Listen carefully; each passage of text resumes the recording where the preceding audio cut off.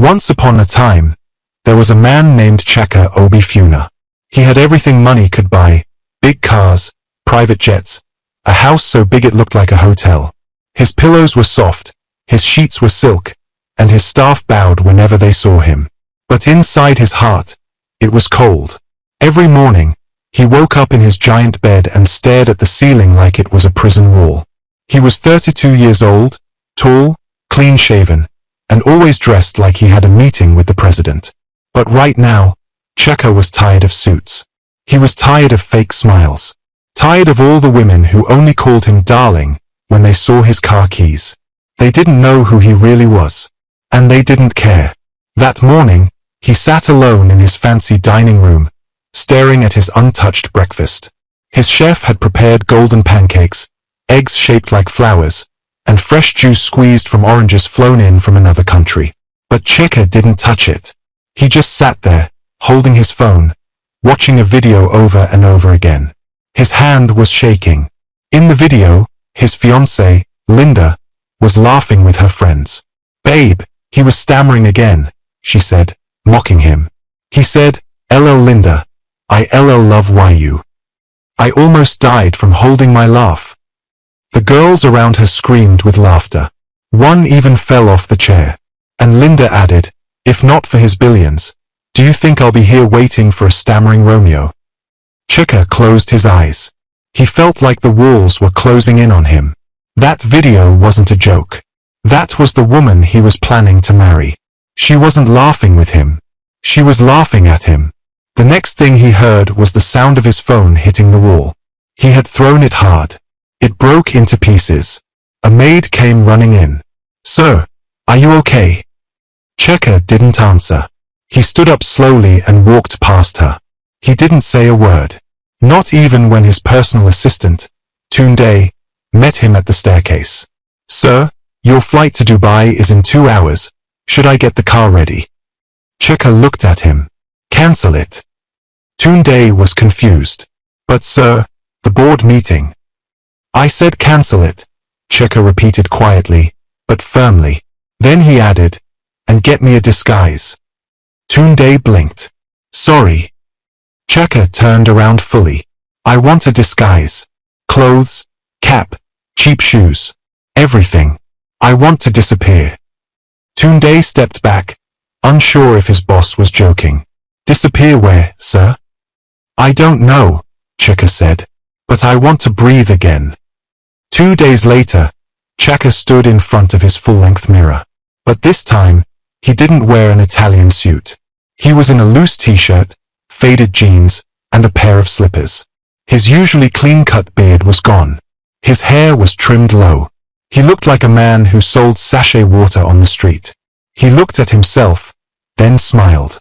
For the first time in years, he felt something real. He felt free. Tunde walked in carrying a plastic cooler. "Sir, this is the smallest one I could find. It should keep the ice cream frozen for hours. I've stocked it already." Chaka nodded. "Good." Tunde hesitated. "Sir, this plan, it doesn't make sense. You're a billionaire. You can fly to any country in the world. You can take a vacation, meet new people. Why do you want to pretend to be poor?" Chaka zipped the cooler shut and placed it on the floor gently. "Because I want to know if love exists when money is not in the picture. I want to meet someone who sees me, not my wallet." Tunde sighed. This could go very wrong. Chaka picked up a cheap nylon bag and slung it across his shoulder. All very right. By 6:45 a.m., the next day, Chaka was in Yaba Market. The place was alive. Loud voices, smells of spices and frying oil, meat hanging from iron hooks, bread stacked in crates, hawkers shouting prices, babies crying, and car horns blaring. Chaka pulled the small cart holding his cooler through a narrow path between stalls. He wiped his forehead. The sun hadn't even risen fully, but he was already sweating. A woman balancing a tray of vegetables bumped into him. "Oga, carry your load well now." "Sorry," Chaka mumbled. She hissed and walked off. He found a small empty space near a cement wall and parked his cooler there. It wasn't much, but it gave him a full view of the market. He sat on a short plastic stool and opened the cooler. He pulled out a spoon and placed the tiny sign that read, "Ice cream, 200 naira only." No one noticed him at first. Then a small boy came running. "Oga, you get vanilla?" Chika smiled. "Yes." He scooped out a ball and handed it to the boy, who ran off without paying. Cheka stood there, confused.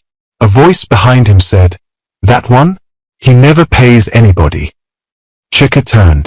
That was when he saw her for the first time. She stood with her hands on her hips, flour on her cheek, her face glowing with heat and anger. Her wrapper was tied tight around her waist. In front of her was a metal tray filled with meat pies, steaming and golden brown. Her voice was sharp, her eyes sharp, even sharper. "You be new here?" she asked. Cheka nodded slowly. "Yes." She scoffed. "Clearly." She looked him up and down like she was scanning him for secrets. "You even look lost. You don't know how to hold spoon, you don't know the boys that steal, and you put your money on top cooler like say them no day thief here." Cheka quickly grabbed the few naira notes and stuffed them into his pocket. "Thanks," he said softly. The woman didn't smile. "Na, you go thank me when you still get your cooler tomorrow." She turned to leave. "What's your name?" Chika asked. She paused. Then she said, "Uju," and walked away. Cheka watched her go, her tray balanced on her hip, her eyes scanning every customer, shouting prices like a pro. There was something about her. Strong, bold, real. He whispered her name to himself. Uju. Hours passed. Cheka barely sold 10 cups. His hands were shaking from scooping so much. He had blisters already. A group of kids gathered near his stall. He gave them samples. They laughed and called him Ice Cream Uncle. He smiled back. Then he saw Uju again, this time seated under a big umbrella. She was kneading dough, wiping sweat from her face. Her hands were rough, but her movements were graceful. People kept coming to buy from her, and she joked with them, even gave free pies to a pregnant woman. Cheka watched quietly. There was a light around her. The market noise didn't touch her. She was in her world. He wanted to be a part of it. By sunset, Cheka packed up. His feet hurt. His clothes were sticky. His arms were sore. But for some strange reason, he was smiling. He walked to a quiet street, where Tunde waited in a small car, dressed like a delivery driver. "How was it, sir?" Tunde asked. Cheka leaned back in the seat. "Exhausting. Hot. Confusing." Tunde nodded. "And?" Cheka smiled again. "Perfect." But just as they were about to drive off, Cheka looked in the rearview mirror and noticed something strange. Uju. She was standing by a corner, staring at him. Her tray was empty. Her wrapper was loose. Her eyes were full of questions. She had followed him. Cheka froze. Tunde whispered, "Sir, do we drive?" Cheka looked down. He didn't answer. Cheka didn't sleep that night. He kept thinking about Uju. Her sharp voice. Her steady hands. The way she stared at him from that corner like she had seen a ghost. Or maybe, like she had just solved a puzzle. She had followed him. That was clear. She saw something. Maybe the car. Maybe the way the driver opened the door for him. Maybe the way he looked too clean to be real. He sat on the edge of the hotel bed, still in his market clothes. His phone was off. His gold wristwatch was inside a drawer. He didn't want anything to remind him of his old life. But now, it was catching up with him. Tunde stood by the window. "She saw us, sir." Cheka didn't answer. Tunde stepped forward. "Should I change your location?" "No." "Should I talk to her?" Cheka shook his head. "No. I'll go back tomorrow. Same spot. Same clothes. No lies." Tunde looked worried. "She might expose you." "Then let her," Cheka said. "If she wants to shame me, let her. But I won't hide." The next morning, the market was louder than usual. Women argued over prices. Boys ran between stalls. Radios blasted music. Dust flew in the air like smoke. Uju was already there. Her table was full of fresh meat pies, neatly arranged in rows. Her apron was tied tightly. Her face was hard, her mouth straight like a locked door. Cheka arrived quietly and set up his cooler again beside the same wall. He didn't speak to her. She didn't look at him. But he knew she was watching. He felt her eyes on him like the sun. He scooped his first ice cream of the day for a little girl who came holding her mother's hand. He smiled at the girl, who giggled and licked the spoon. Uju scoffed. Cheka looked up. Morning. She didn't answer. He tried again. Your pies smell good today. Still, no reply. Finally, she said without looking at him, Where did you learn to scoop ice cream like you're feeding a baby? Cheka chuckled. I'm learning. You're not from here. I never said I was. You don't belong here. Maybe not, but I'm here. Uju glanced at him now, her eyes sharp. Why? Cheka shrugged. Peace. Uju laughed. It wasn't a happy laugh. More like a slap. Peace? In this market? Yes. She looked at him long and hard, then went back to flipping pies. Cheka stayed quiet. A woman in a faded headscarf approached Uju's table. Uju, please. Let me owe you again. My daughter hasn't eaten. Uju sighed. Auntie BC, you still owe me for last week. I'll pay soon, I swear. Uju looked away for a second. Then she took 2 meat pies, wrapped them in newspaper, and handed them over. Don't forget again, Abeg. The woman thanked her and walked off fast, almost embarrassed. Cheka watched everything. You're kind. Uju rolled her eyes. Kindness doesn't pay rent. He smiled. But it feeds someone who's hungry. She looked at him. This time, softer. You talk like a man who reads books. I do. What kind? He paused. One's about pain, and people, and how to be better. She raised an eyebrow. Deep. I try. Uju shook her head. You're strange. Thank you. That wasn't a compliment. Cheka laughed. She didn't laugh back, but he saw the corner of her lips twitch. The sun was hot that day. Sweat poured down everyone's faces. A group of schoolboys gathered around Uju's table. Big sis Uju, give us the hot one.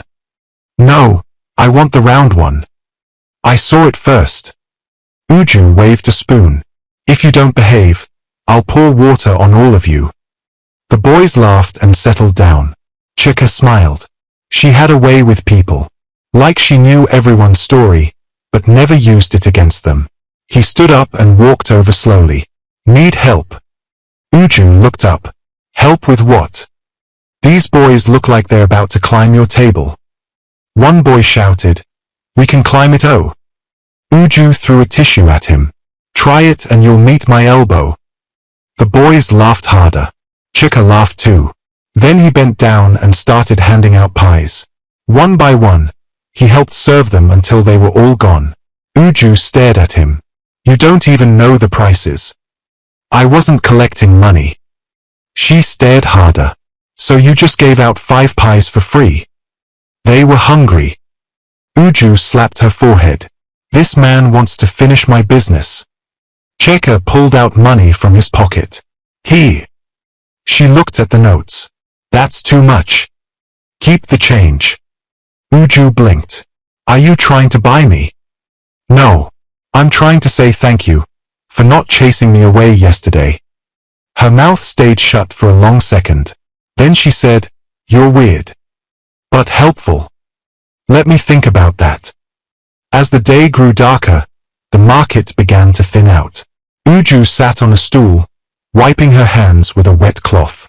Cheka sat near her, eating the last spoon of his own ice cream. She looked at him again. You really don't look like someone who belongs here. Why do you say that? You don't walk like them. Your hands are too soft. You don't curse when someone steps on you. You don't shout when someone cheats you. And you're too polite. Cheka smiled. Those sound like good things. They're suspicious things. He nodded. Maybe I am suspicious. She folded her arms. So why are you here, Ice Cream Man? He thought for a while. Then he said, because I'm tired of people who lie with smiles. I want something real. Uju looked at him like she was reading a book with no cover. Hem, she said finally. Real doesn't hide in disguise. Chika blinked. She added, I saw the car yesterday. The tinted one. His face froze. I saw the way the driver opened the door for you. The way you sat like a boss. So I'll ask again, who are you? Chika looked away. Just someone trying to escape noise. Uju picked up her bag. Well, welcome to the noise. She walked off. Chika didn't return to the hotel that night. He stayed in the back of the small rented kiosk Tunde had gotten for him. The floor was hard. There was no fan. Just a mat, one bulb, and silence. But even in the discomfort, he smiled. Because in that silence, Uju's words rang in his head again and again. Real doesn't hide in disguise. She was right. But he wasn't ready to show her yet. Not fully. Not until she saw him for who he really was. Without the money. The next day, he brought a flask of hot water and shared it with Uju before she even asked. She looked at him like she wanted to argue but just poured some into her own kettle. She muttered, you better not poison me. Chika grinned. Why would I poison you? You're the only person in this market who talks to me. Uju sighed. That's not a good thing. But she didn't push the flask away. For days, they grew into a strange rhythm. Chika would arrive early.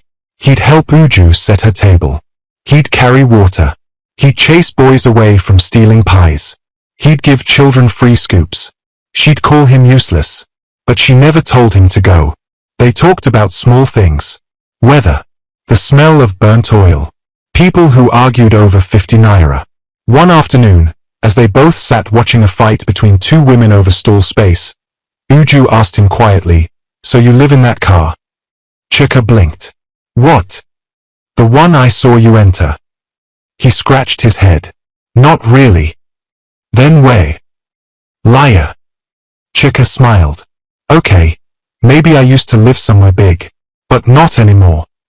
Why? I got tired. Uju looked confused. Of what? Of pretending to be happy. She went quiet. Then she said, so you came here thinking this place will make you happy. I came here hoping I'd meet someone who wasn't pretending. Uju didn't speak for a while. Then she whispered, you found the wrong market. Chika leaned closer. Maybe I found the right woman. She looked at him, stunned. What did you say? He smiled. I said your meat pies are better than Mr. Big's. She threw a spoon at him. He caught it and laughed. That night, as the sky turned orange and the last customer walked away, Uju packed her things and looked at Chika. You know what's strange? What? You don't feel like a stranger anymore. Chika stared at her. Then maybe I'm finally home. She stared back. Long deep. Then she turned away fast. Go and sleep, Ice Cream Man. The next morning, Chaka arrived at the market earlier than usual. The air was still quiet. Only a few traders were setting up their stalls. He sat beside his cooler, watching the sun rise behind a line of rusted rooftops. For once, he wasn't thinking about his mansion. He wasn't thinking about Linda, or the board meetings he used to run. All he thought about was her. Uju. The way her eyes always scanned the market like she was guarding something. The way she rolled her dough with fire in her arms. The way she scolded everyone but still fed them when they were hungry. There was something about her that pulled him in. Something raw. Something real. He rubbed his palms together and waited. And then, there she was. Uju walked down the narrow path in her usual way. Fast, focused, fierce. Her tray balanced on her hip. Her scarf tied tight around her head. Her lips pressed into a straight line. She stopped when she saw him. You again. Chika stood. Good morning. She glanced at his cooler. You didn't quit. No. You must like stress. I like this spot. She raised one brow. You mean you like me? Chika laughed softly. Is it that obvious? She walked past him and set her tray down. You have no shame. Maybe I lost it here. She didn't reply. Chika stepped closer. Can I help you mix the dough today? Uju looked at him like he had just asked to fight a lion. You? With those soft, banker fingers? I'm stronger than I look. She narrowed her eyes. You'll mess it up. I'll try not to. She hesitated, then shrugged. Fine, but if you ruin one batch, I'll charge you. Chika rolled up his sleeves. Fair deal. Minutes later, he stood beside her with his hands deep in flour. Too much water, she warned. He adjusted. Don't press that hard, she snapped. He lightened his touch. Stop smiling like it's a game. He wiped the grin off. But every time she looked away, he smiled again. She noticed. You're enjoying this too much. I like learning from you. Uju rolled her eyes. You're not my student. Then I must be your apprentice. She ignored him, but he saw the smile she was hiding. By midday, the heat had taken over the market. Everyone was sweating. Flies buzzed in corners. The smell of fish, dust, and engine smoke mixed in the air. Uju wiped her forehead with her apron. Give me the flask. Chika handed it to her. She poured hot water into a small bowl and started mixing her pepper sauce. A young woman approached. She looked thin, tired, and held a crying baby. Auntie Uju, please. I don't have money, but can I get just one pie for the baby? Uju stared at the girl for a second. Where's the father? He ran, the girl whispered. Uju looked down at the baby, then back at the girl. Come. She wrapped 2 pies in paper and gave it to her. Eat something too. The girl's eyes filled with tears. God bless you. Uju waved her off. Go before I change my mind. As the girl walked away, Cheka said softly, You're always doing that. Doing what? Giving when you have little. Uju turned to him. Because I know what it's like to have nothing. Cheka didn't speak. Uju picked up the ladle. When my father died, I was 14. My mother sold a kara. We ate once a day, sometimes not at all. When she got sick, I had to drop out of school. She stirred the sauce quietly. I learned to bake from the woman next to our house. She used to call me stubborn. Said I rolled dough like I was fighting it. But she taught me everything. Cheka listened carefully. She died 2 years ago. Stroke. She left me her old oven. That's what I use now. Cheka looked at her hands. Rough. Burnt in places. Strong. I'm sorry, he said. Uju shrugged. Life doesn't wait for sorry. They stood in silence. Then Cheka said, You're amazing. Uju gave him a side eye. Don't flirt with me. I'm not. Good. Because I don't date strangers who sell ice cream with no past. He paused. What if I showed you who I am? Uju looked at him long and hard. Then you won't need to say anything. I'll see it. That evening, after most stalls had closed, Uju stayed back to clean. Cheka stayed with her. He picked up a broom. Let me help. She didn't stop him. As they swept side by side, she asked, Why don't you ever talk about your family? Cheka paused. Because they don't know I'm here. She stopped sweeping. You ran away. He nodded. Something like that. Why? Because I was tired of people loving me for what I had, not who I was. She didn't speak. He continued. Even the woman I was going to marry, she made fun of the way I spoke. Behind my back. Uju looked at him slowly. You stammer. Sometimes. When I'm nervous. Or angry. I fought it all my life. She nodded. My little brother used to stammer. Kids made fun of him. So I taught him how to clap every time he got stuck. It made the stammer stop eventually. Chika smiled. You really are a miracle. She smirked. Don't start. But something had shifted between them. A soft space. A quiet understanding. The next day, a loud argument broke out near the pepper sellers. 2 men shouting over stolen money. People gathered. One man pushed the other into a table, knocking down a bowl of tomatoes. Uju sighed. Every week, drama. Chika leaned closer. Should we go see? No. I've seen enough market fights to last a lifetime. But she stepped out anyway, curious. As they watched from a distance, a small boy ran past and snatched one of Uju's meat pies. She turned sharply. Hey, come back here. Cheka took off running. He chased the boy down 3 turns and caught him near a gutter. The boy froze. I'm sorry, he shouted. I was hungry. Cheka looked at him. Skinny, dusty, no slippers. He knelt beside him. Next time, ask. Don't steal. The boy nodded fast. Cheka gave him the meat pie back. Here, eat. The boy grabbed it and ran off. When Cheka returned, Uju was standing there, arms folded. You didn't beat him. No. You let him go. Yes. She stared at him. You're strange, ice cream man. I just hate to see people suffer. She whispered, so do I. That night, Cheka sat on the small bench behind his kiosk. The stars were bright. The air was cool. And for the first time in a long time, he felt something he hadn't felt in years. Joy. Not from money. Not from fame. But from her. From dough and flour. From laughter and heat. From the fire in her eyes and the softness in her heart. He smiled to himself. And whispered one word into the night. Uju. The next morning started like every other. The sun came up slowly over Yaba. Market women shouted prices.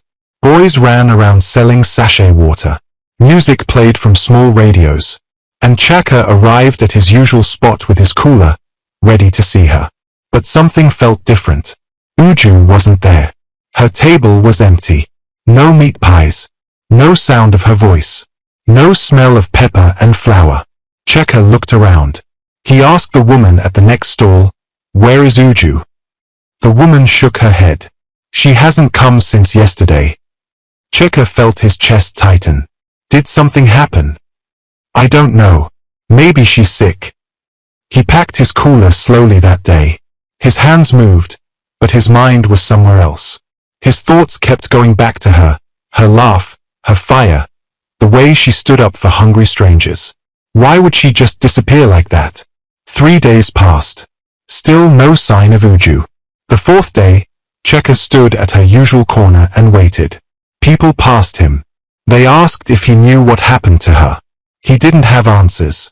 Tunde came to the market in disguise and stood beside him. You've not been sleeping, Tunde said. I can't, Cheka replied. She found out something, didn't she? Cheka nodded. She saw the car. She knows I'm hiding something. And she left because of that. Chaka's voice was low. Maybe she thinks I'm like the others. Playing games. Lying for fun. Tunde sighed. Are you going to tell her the truth? Cheka looked away. I want to. But what if it ends everything? Tunde said softly, then maybe it was never real. Later that day, as Cheka was about to leave, he saw a small boy running through the market. It was the same boy who had once stolen a pie. Cheka called him. Come here. The boy stopped. Do you know Uju? The meat pie seller. The boy nodded. Yes, Ogre. Do you know where she lives? The boy scratched his head. I can show you. Cheka gave him 200 naira. Take me there. They walked through dirty back streets, past broken houses and narrow gutters. After 10 minutes, the boy stopped in front of a small yellow building with cracked walls. She stays there. Upstairs. Cheka walked up the steps slowly. He knocked once. No answer. He knocked again. Still nothing. He was about to turn away when the door opened. And there she was. Uju. But she looked different. Her scarf was missing. Her eyes were swollen like she had cried. Her lips were dry. She didn't smile. She just stared at him. Cheka didn't speak right away. She stepped outside and closed the door behind her. You shouldn't be here, she said softly. I had to see you. Why? You disappeared. You lied. Chika felt a sharp pain in his chest. I didn't lie. I just didn't tell you everything. That's the same thing, she said. He stepped closer. Please, let me explain.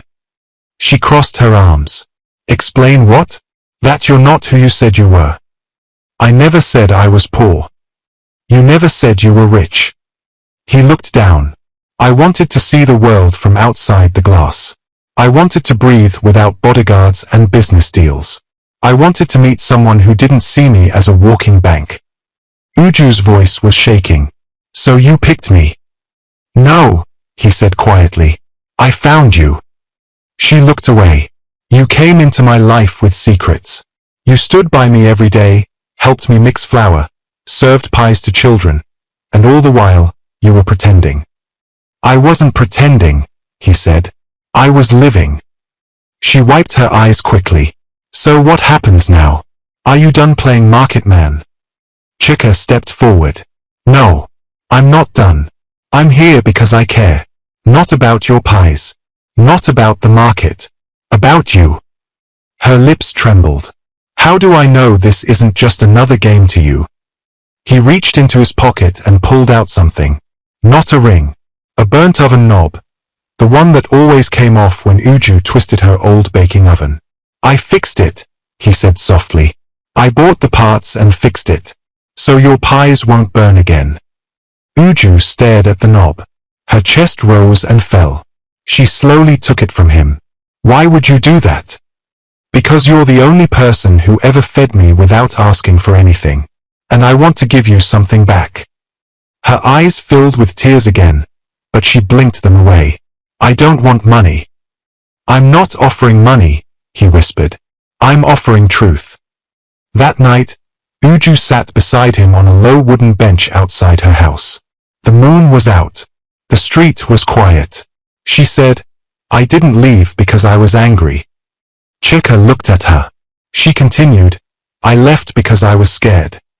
Of what? Of feeling something for a man I didn't fully know.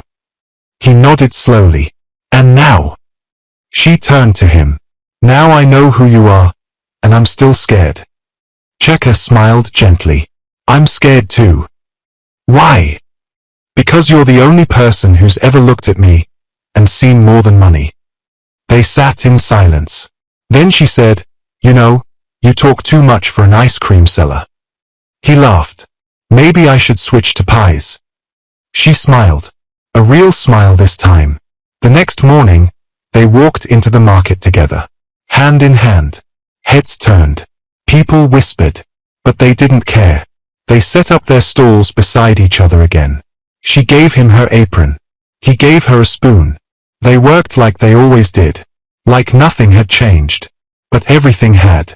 For 2 weeks, everything felt almost perfect. Chaka and Uju opened their stalls early every day. They worked side by side, laughing more than they spoke. She taught him how to knead dough properly. He taught her how to count sales and write everything down. He brought her a notebook. She called it the Book of Small Dreams. At night, they would sit on a bench outside her building, talking about everything. One night, she said, if I ever own a shop, I'll paint it yellow. Bright yellow, like morning sun. So when people pass, they smile. Chika smiled. What will you name it? She thought for a while. Uju's oven. No, Chika said. Too small. You're more than an oven. She looked at him. What do you mean? I mean you feed people's stomachs and their hearts. She laughed. Now you're sounding like a poet. He leaned back. Maybe the market is my school now. But life doesn't stay calm forever. One afternoon, the sky changed. Clouds rolled in. Wind picked up. The air became heavy. Uju looked up. Rain's coming. Chika grabbed the umbrella and started covering his cooler. Uju rushed to wrap her pies. Then came the first drop. Then a second. Then it poured like the heavens had opened everything at once. Shouts filled the market. People ran for shelter. Buckets rolled. Bread flew. Bags dropped. Uju's stall was not under any roof. In minutes, water soaked her entire table. Her pies became soggy. Her flour turned to mush. Her charcoal fire died. Checker tried to help cover everything, but the umbrella broke in the wind. His cooler slipped from his hands and spilled on the ground. Uju, move your tray, he shouted. She was already on her knees, trying to save what she could. Water kept falling. Loud, angry. The street became a river. Her tray floated a few inches before it tipped. Everything fell. The pies were gone. By the time the rain stopped, the market looked like a battlefield. Uju stood still, her clothes soaked, her hair dripping. She didn't speak. She just stared at the empty space where her tray had been. Checker walked over slowly. Are you okay? She didn't answer. Uju. Still nothing. He placed a hand on her shoulder. She brushed it off. Leave me. I just want to. I said leave me. Checker stepped back. It's not your fault. No, she said, her voice shaking. I had only 15 pies left to sell today. That's my money for tomorrow's flour. My money for rent. My money to feed myself. Now everything is water. I'll help you. She turned sharply. How? With what? More lies? More secrets? He felt the sting. She stepped closer. You walk into this market with clean clothes and soft hands. You play poor for fun. But me? This is my life. Every naira matters. I know. No, you don't, she shouted.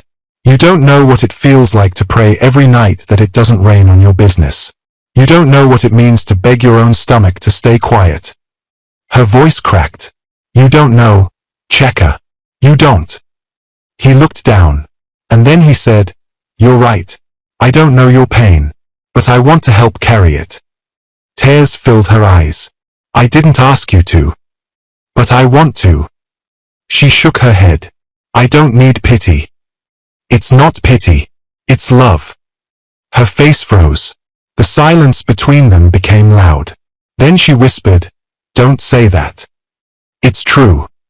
She turned away. You should go. Uju. Please. And for the first time since he met her, Checker walked away without her looking back. That night, he couldn't sleep. He kept replaying her words. You play poor for fun. This is my life. He sat on the floor of the small room he still rented in the back street. The air was damp. A rat ran across the wall. But his heart was heavier than the room. He pulled out his phone and called Tunde. I need you to send money to someone, Checker said. Tunde sounded worried. Sir, are you sure? You told me not to interfere. Just do it. Quietly. How much? Checker hesitated. Enough to replace everything she lost. And fix her oven. And pay 2 months of her rent. Tunde sighed. She'll know it came from you. I don't care. The next day, Uju didn't come to the market. Nor the next. Checker waited. On the third day, he walked back to her house. She opened the door. Slowly. Her eyes were red. She had been crying again. He held up a small brown envelope. Someone gave me this for you. She didn't take it. What's inside?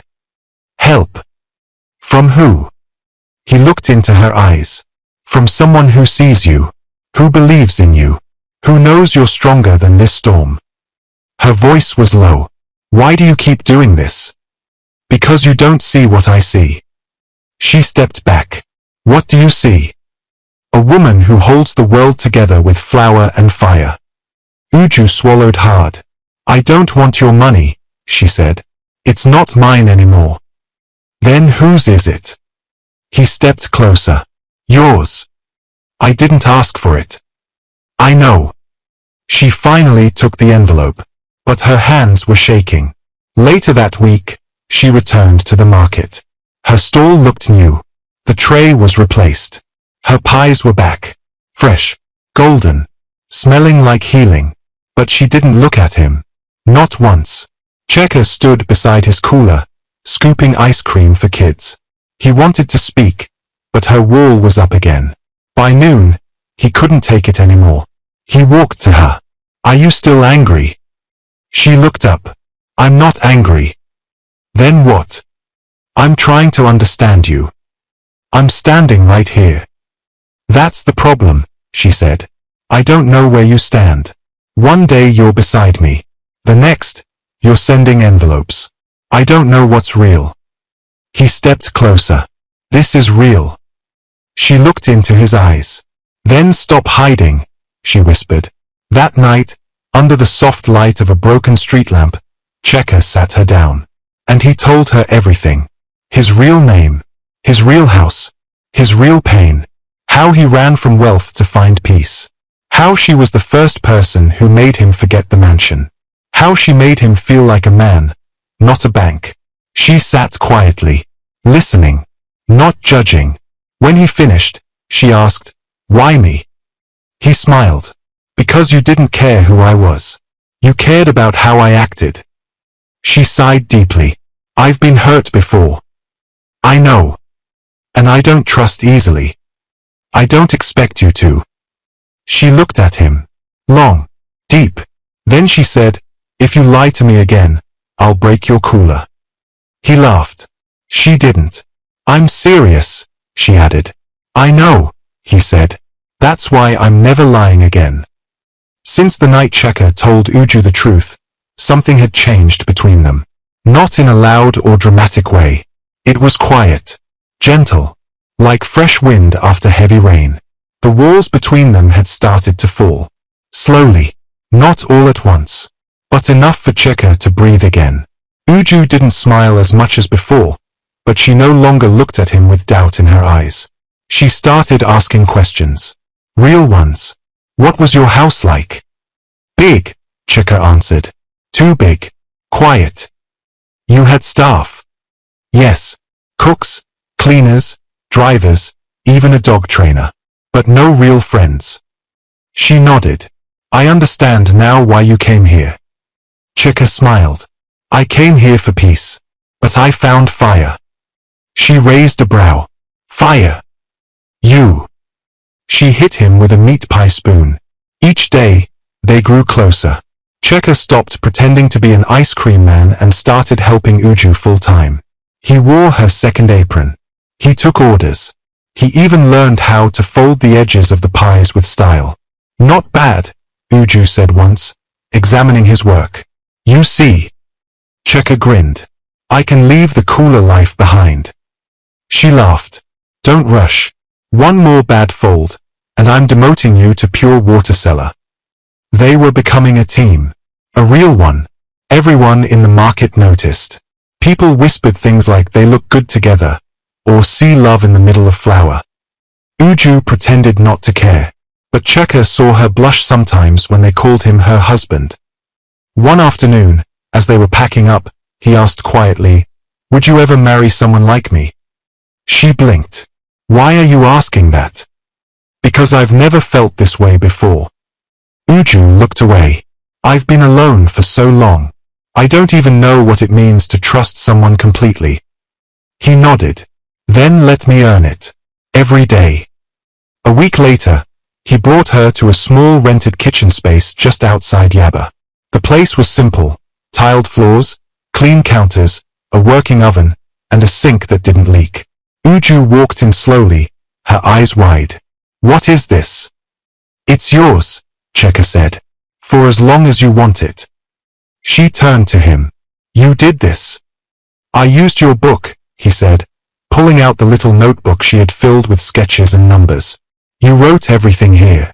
Size, budget, dream colors. You actually read it." "I memorized it." She covered her face with her flour-stained hands. "Checker. No rent for now. The landlord is a friend." He agreed to wait. "Why are you doing this?" "Because I believe in you." Her voice shook. "No one's ever done something like this for me." He touched her hand gently. "Then let me be the first." That evening, she baked from the new kitchen. Checker sat on a stool by the door, watching her move with joy in her step and confidence in her hands. She didn't talk much. She just worked. Focused. Calm. When the first batch came out of the oven, she called him over. "Here. Taste it. He took a bite. His eyes widened. This is not pie. This is heaven. Uju laughed. He took another bite. Marry me. She froze. The room went quiet. Cheka looked up, mouth still full. I mean it. She blinked. You're joking. No. You didn't even kneel. He dropped the pie, stood, and knelt right there in the kitchen. No ring, just flour on his trousers. Uju, he said, his voice clear, no stammer this time. I don't have a ring. I don't have fancy words. I don't even know what comes next. But I know I want to build it with you. One pie at a time. One day at a time. Will you marry me? Her mouth opened. No words came out. She backed up a step. Cheka. I'm not rushing you. You can say no. But I had to ask. She looked at him. This man who left everything to sell ice cream, who helped her when her oven died, who didn't run when she shouted, and who stood in the rain to protect her meat pies. She shook her head slowly. You're unbelievable. I try. You kneel with no ring. I'll bring meat pies to the wedding. She covered her face, smiling. You're not normal. He grinned. Is that a yes? She didn't answer. But she didn't say no either. She walked to him, pulled him to his feet, and hugged him tight. That was enough for now. But not everyone was happy. Elsewhere in the city, a woman sat in a lounge chair by a swimming pool, scrolling through her phone. Linda. Her face was tight. Her eyes cold. She had just received an email that made her blood boil. Subject: shareholder transfer request, Obi Funa Holdings. Cheka had quietly started removing her access to his businesses. She tossed the phone on the table and stood up. She grabbed her purse and pulled out a card. A number was written on it in bold red ink. She dialed. A man's voice answered. I'm ready, she said. For what? The voice replied. To find him. And when we do? She smiled. I'll do what I should have done before he humiliated me. Back in Yaba, Chaka and Uju had just finished cleaning the kitchen for the night. He handed her a wrapped box. Open it. She unwrapped it and gasped. It was a white apron.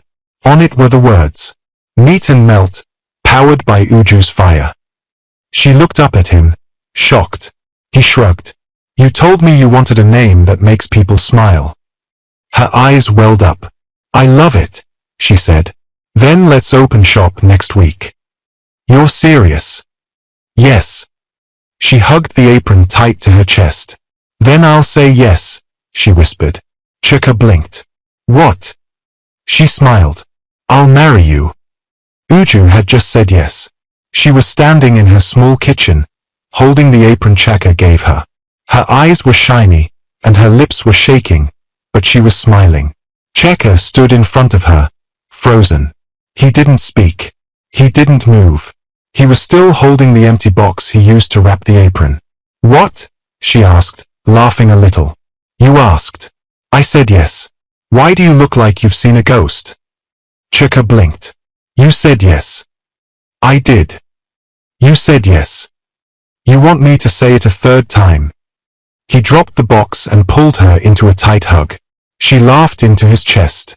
You're going to crush me. I don't care. Then he pulled back and looked her in the eyes. Say it again.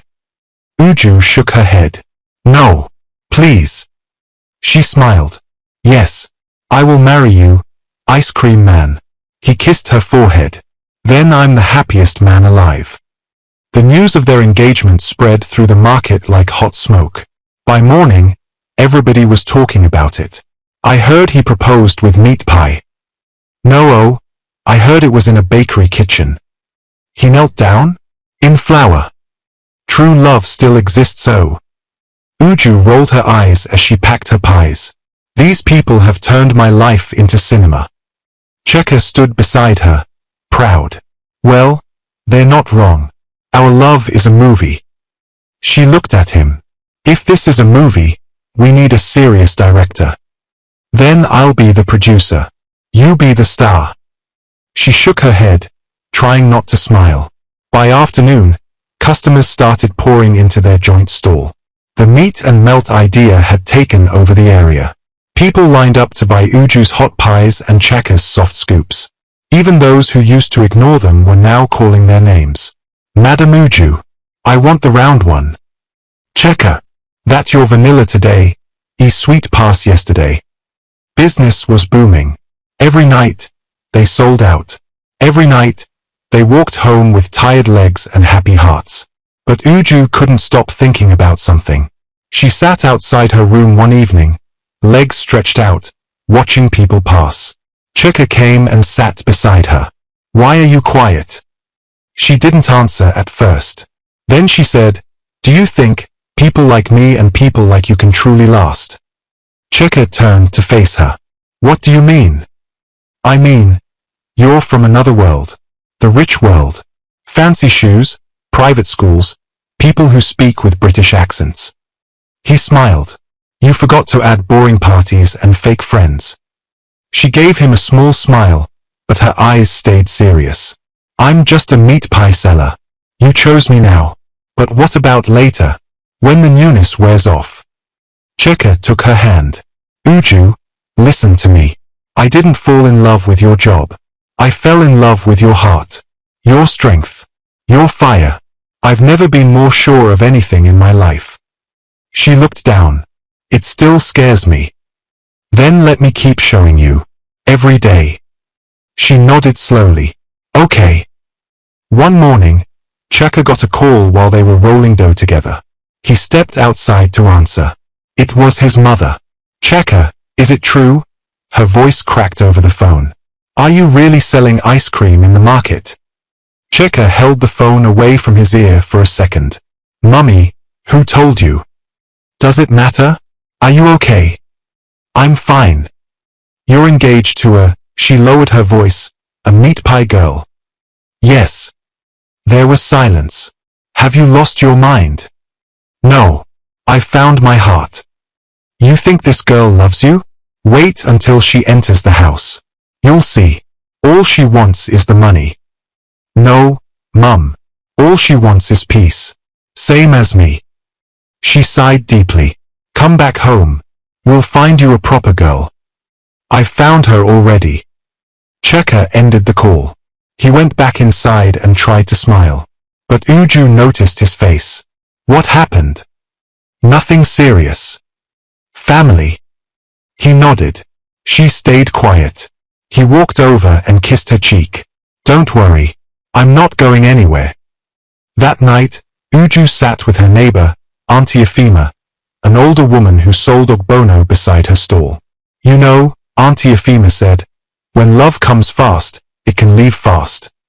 Uju was quiet. I'm not saying he's bad. But people with money, they have options. One small fight, they disappear. Uju shook her head. Chaka is not like that. I hope so. But you need to be wise. Love is not only about feelings. It's about foundation. What do you mean? Does he respect your people? Has he sat with your family? Has he seen your real life? Or just the pretty market version? Uju thought about it. No, he hasn't met them yet. Auntie Efima nodded. Then do that first. Before you say I do. The next morning, Uju told Chaka, you're coming with me to see my uncle. Chaka blinked. Your uncle? Yes. My parents are gone. He's the only family I have. Chaka looked nervous. Do you think he'll like me? Uju folded her arms. I don't care if he likes you. I just want him to meet you before I make this real. Chaka smiled. Then let's go.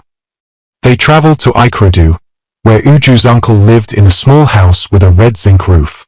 The old man came out wearing a wrapper and a singlet. His beard was grey and his eyes were sharp. He looked at Chaka from head to toe. So you are the rich boy? Chaka bowed a little. Yes, sir. You left your mansion to sell ice cream? Yes, sir. The man stared at him. Are you mad? Chaka smiled. Maybe a little. The old man laughed loudly. At least you're honest. They sat together under a mango tree. Uju served them soft drinks. Her uncle asked Cheka many questions. About his life, his family, his intentions. Cheka answered each one calmly. At the end, the old man said, "I don't trust people who smile too much. But I trust her. If she says you are real, then that's enough for me." Uju smiled.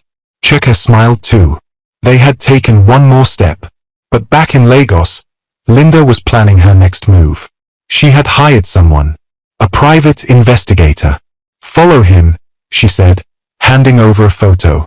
"Find out who this meat pie girl is. I want everything, where she lives, who she talks to, her past, her secrets." The man nodded. "It will cost." She dropped an envelope on the table. Money is not the problem. Ruining them is. One evening, Uju and Cheka stood in front of their new bakery building. It was still under construction. The signboard had just arrived. "Meet and Melt, home of love and spice." Uju stared at it, silent. "You don't like it?" Cheka asked. "No, I love it." He smiled. "Say it louder." She laughed. "I love it." They hugged tightly. Cheka whispered, "We're really doing it, Uju." "Yes," she whispered back. "We are." That night, she couldn't sleep. She lay in bed, thinking about how fast things had changed. How a man she once called strange had become her heart. She stood up, walked to the window, and whispered to herself, "Please let this be real." And from somewhere outside, as if the wind heard her, a voice whispered back in the dark, "It is." The next morning was different. The sun came out brighter. The birds were louder. And the market felt like it had been waiting for something big. Today was the day the new shop would open. The yellow paint on the wall still smelled fresh. The signboard above the door shone under the sky. "Meet and Melt, home of love and spice." Inside, the oven was hot. The pies were warm. The glass display was full.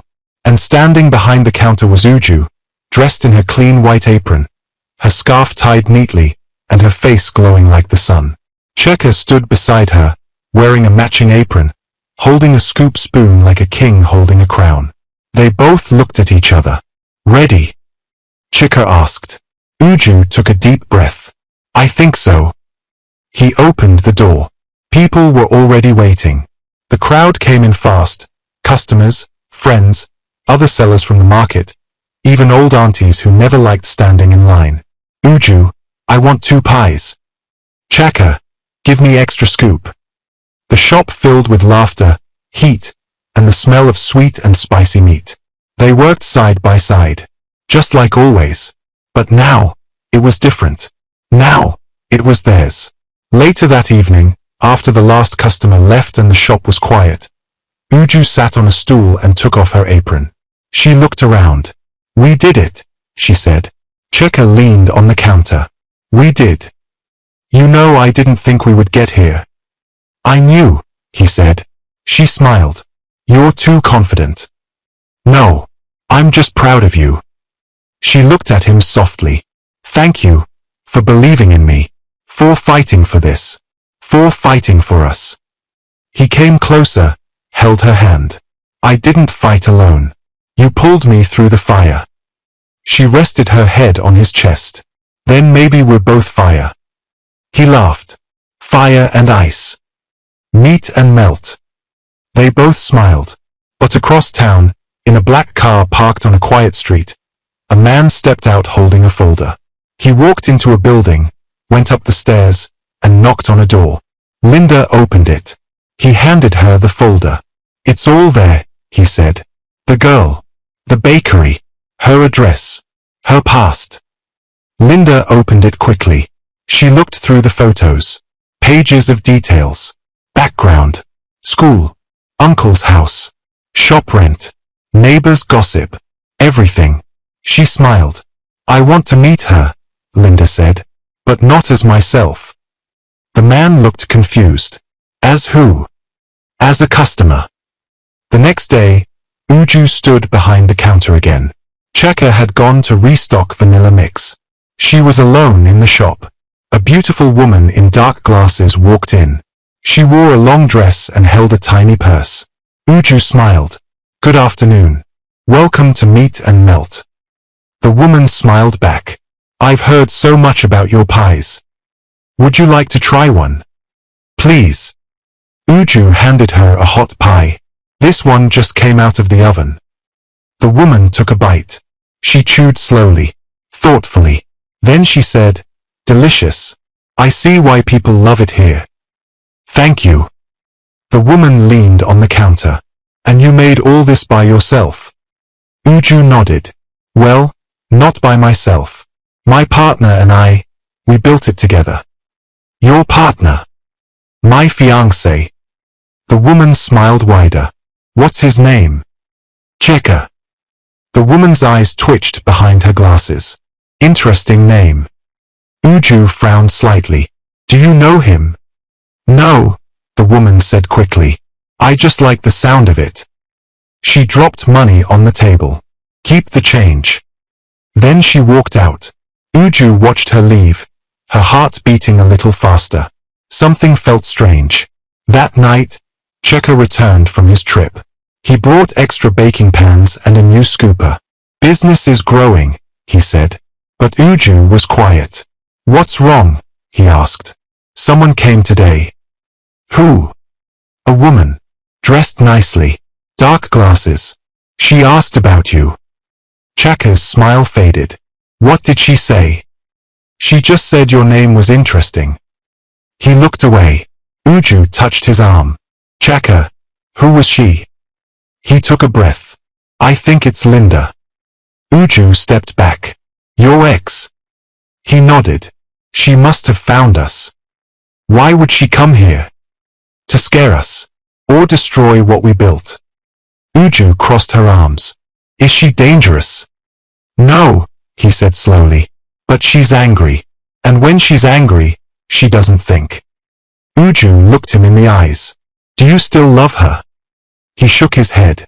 Never. You're my home now. She searched his face. Then she nodded. Then we fight together. The next morning, Linda returned. But this time, she didn't come in. She stood outside, watching. Watching Uju serve customers. Watching Cheka wipe the glass counter. Watching them smile. Her jaw tightened. Then she dropped the folder in a nearby bin and walked away. 2 weeks later, Cheka's mother came to visit. She walked into the shop with her handbag swinging, head high. People whispered, that's his mother. Uju stood frozen. Cheka rushed to the front. Mum. His mother looked around. This place smells. Okay. Cheka frowned. Say what you came to say. She looked at Uju. Come here. Uju walked over slowly. The older woman stared at her for a long time. Then she said, do you love him? Uju's voice was steady. Yes, Ma. Do you know what it means to stand beside a man like him? Yes, Ma. Do you know how to protect a name that people want to destroy? Uju nodded. With both hands. Cheka's mother looked at her one more time. Then she said, then take care of him. Uju's eyes widened. Cheka's eyes widened. The older woman turned to her son. You always do things your own way. But this time, maybe you chose well. Cheka grabbed Uju's hand. They both smiled. 1 week later, Cheka and Uju stood under a big white canopy in a small park behind the bakery. There was no golden hall. No chandeliers. No long guest list. Just chairs, music, flowers from the market women, and meat pies in every guest's hand. They were getting married. Cheka wore a cream-colored native outfit. Uju wore a simple white dress with flowers still on her cheek from that morning. The officiator smiled. Do you, Cheka Obifuna, take Ujunwa Ease to be your wife? Cheka looked into her eyes. I do. Do you, Ujunwa Ease, take Cheka Obifuna to be your husband? Uju smiled back. I do. The crowd clapped. The market people shouted. And Cheka kissed his bride. Later that night, after the music stopped and the guests left, they sat alone in front of their shop. Just the two of them. Chika held her hand. Uju leaned on his shoulder. This started with a scoop and a pie, she whispered. He smiled. Now it's a lifetime. She looked up. Are you happy? He nodded. I've never been happier. She whispered, me too. They stayed like that, quiet, full, thankful. And behind them, the yellow building stood tall. Meet and melt. Built with love. Built with truth. Built by a man who came to find peace. And the woman who gave it to him.